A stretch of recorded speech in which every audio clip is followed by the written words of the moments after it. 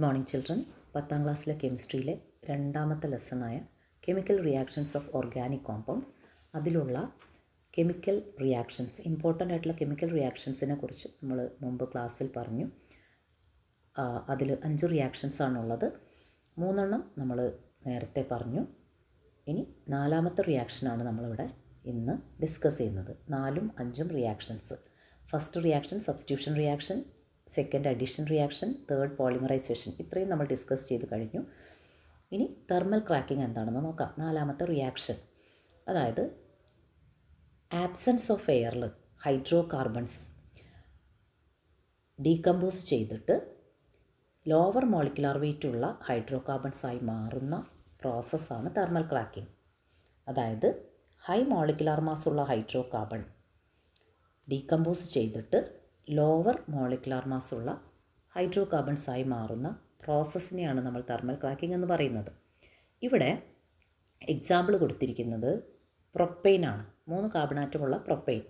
ഇത് thermal cracking നടന്നു കഴിയുമ്പോൾ 2 കാർബണാറ്റമുള്ള ഇത്തീനും 1 കാർബണാറ്റമുള്ള മീത്തേനുമായിട്ട് മാറുന്നു. ഇവിടെ പ്രത്യേകത, ഒന്ന് ഡബിൾ ബോണ്ടാണ്, ഒന്ന് സിംഗിൾ ബോണ്ടാണ്. അതായത് saturated hydro carbon thermal cracking നടന്നു കഴിഞ്ഞാൽ ഒരു സാച്ചുറേറ്റഡും ഒരു അൺസാച്ചുറേറ്റഡും ആയിട്ടുള്ള ഹൈഡ്രോ കാർബൺ ആയിട്ടാണ് അത് ഡീകമ്പോസ് ചെയ്യുന്നത്. അപ്പോൾ ഇങ്ങനെയുള്ള ഈ ഒരു പ്രോസസ്സിനെയാണ് നമ്മൾ തെർമൽ ക്രാക്കിംഗ് എന്ന പ്രോസസ്സ് പറയുന്നത്. ഇവിടെ വേറൊരു എക്സാമ്പിൾ നമുക്ക് കാണാൻ പറ്റും. ഇവിടെ ബ്യൂട്ടെയിൻ തെർമൽ ക്രാക്കിങ്ങിന് വിധേയമായാൽ നമുക്ക് കിട്ടുന്ന ഒരു പ്രോഡക്റ്റ് പ്രൊപ്പീനാണ്. ഇതാണ് ഇവിടുത്തെ അൺസാച്ചുറേറ്റഡ് കോമ്പൗണ്ട്. പ്രൊപ്പീന് പുറമെ 1 കാർബണാറ്റമുള്ള സാച്ചുറേറ്റഡ് കാർബൺ ഹൈഡ്രോ കാർബണും ഉണ്ടാവും. അതാണ് CH4 എന്ന് പറയുന്ന മീത്തൈനാണ് ഇവിടെ ഉണ്ടാവുന്നത്.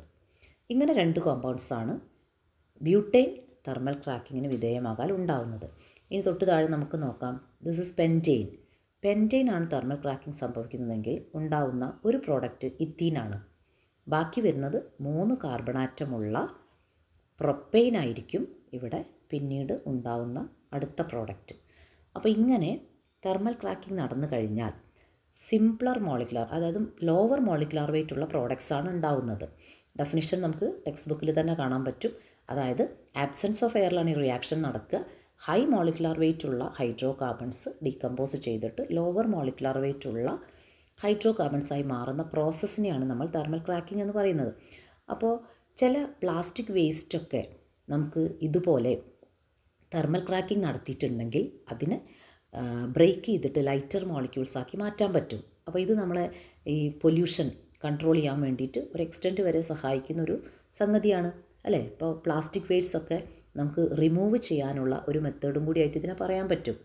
ഇപ്പോൾ plastic waste can be broken down into lighter molecules. Thermal cracking വഴി എന്ത് ചെയ്യാം? ലൈറ്റർ മോളിക്യൂളാക്കിയിട്ട് ഇതിനെ മാറ്റിയിട്ട് നമുക്ക് പൊല്യൂഷൻ കൺട്രോൾ ചെയ്യാൻ പറ്റും. അപ്പോൾ ഈ രീതിയിൽ നമുക്ക് തെർമൽ ക്രാക്കിംഗ് യൂസ് ചെയ്യാൻ പറ്റുന്നതാണ്. ഓക്കെ, ഇനി ലാസ്റ്റ് റിയാക്ഷനാണ് combustion of hydrocarbon. Combustion എന്ന് പറഞ്ഞാൽ ബേണിംഗ് ഇൻ എയർ, അതാണ് കമ്പഷൻ എന്ന് പറഞ്ഞിട്ടുണ്ടെങ്കിൽ. ഹൈഡ്രോ കാർബൺസ് ഓക്സിജനുമായിട്ട് റിയാക്ട് ചെയ്യുക, ബേൺ ചെയ്യുക. അപ്പോൾ ഉണ്ടാകുന്ന പ്രോഡക്റ്റ്സാണ് ഇവിടെ നോക്കുന്നത്. ഇവിടെ എക്സാമ്പിൾ തന്നിരിക്കുന്നത് മീത്തൈനാണ്. മീത്തൈൻ ഓക്സിജനുമായിട്ട് റിയാക്ട് ചെയ്താൽ നമുക്ക് കിട്ടുന്ന പ്രോഡക്ട്സ് കാർബൺ ഡൈ ഓക്സൈഡും വാട്ടറും ഹീറ്റുമാണ് കിട്ടുന്നത്. Light is also produced. അപ്പോൾ ഇവിടെ കിട്ടിയ പ്രോഡക്ട്സാണ് നമ്മൾ നോക്കേണ്ടത്. കാർബൺ ഡൈ ഓക്സൈഡും വാട്ടറുമാണ് ഇവിടെ കിട്ടുന്ന പ്രോഡക്ട്സ്. അപ്പോൾ ഏതൊരു ഹൈഡ്രോ കാർബണും ഇതുപോലെ റിയാക്ട് ചെയ്താൽ, അതായത് കമ്പഷൻ നടത്തി കഴിഞ്ഞാൽ നമുക്ക് കിട്ടുന്ന പ്രോഡക്ട്സ് എന്തൊക്കെയായിരിക്കും? കാർബൺ ഡൈ ഓക്സൈഡും വാട്ടറുമായിരിക്കും. ഇവിടെ ബ്യൂട്ടെയിൻ്റെ വേറൊരു എക്സാമ്പിൾ കൊടുത്തിട്ടുണ്ട്. ബ്യൂട്ടെയിൻ 13 ഓക്സിജൻ മോളിക്യൂൾസുമായിട്ടാണ് റിയാക്ട് ചെയ്യുന്നത്. അപ്പോൾ നമുക്ക് കിട്ടുന്ന പ്രോഡക്റ്റ് എണ്ണം നോക്കിക്കഴിഞ്ഞാൽ കാർബൺ ഡൈ ഓക്സൈഡ് 8 മോളിക്യൂൾസ് ഉണ്ടാവും. 8 കാർബൺ ഡൈ ഓക്സൈഡാണ് ഇവിടെ പ്രൊഡ്യൂസ് ചെയ്യുക. അതേപോലെ എത്ര വാട്ടർ മോളിക്യൂൾസ് പ്രൊഡ്യൂസ് ചെയ്യും? ഇവിടെ 10 H2O പ്രൊഡ്യൂസ് ചെയ്യും. അതിൻ്റെ കൂടെ ഹീറ്റും ലൈറ്റും ഉണ്ടാവും. അപ്പോൾ ഇതാണ് ബ്യൂട്ടെയിൻ്റെ കമ്പഷനിൽ കിട്ടുന്ന പ്രോഡക്ട്സ് എന്ന് പറയുന്നത്. അപ്പോൾ ഈ രീതിയിൽ നമുക്ക് കമ്പഷൻ പറയാൻ പറ്റുന്നതാണ്. കമ്പഷൻ നടന്നു കഴിഞ്ഞാൽ ഏത് ഹൈഡ്രോ കാർബൺ ആയാലും ശരി, കമ്പഷൻ നടന്നു കഴിഞ്ഞാൽ ഉണ്ടാവുന്ന പ്രോഡക്ട്സ് ഏതാണെന്ന് ചോദിച്ചിട്ടുണ്ടെങ്കിൽ കാർബൺ ഡൈ ഓക്സൈഡും വാട്ടറും ആയിരിക്കും. ഓക്കെ, അപ്പോൾ ഇതാണ് ഈ രണ്ട് last reactions. Okay, thank you.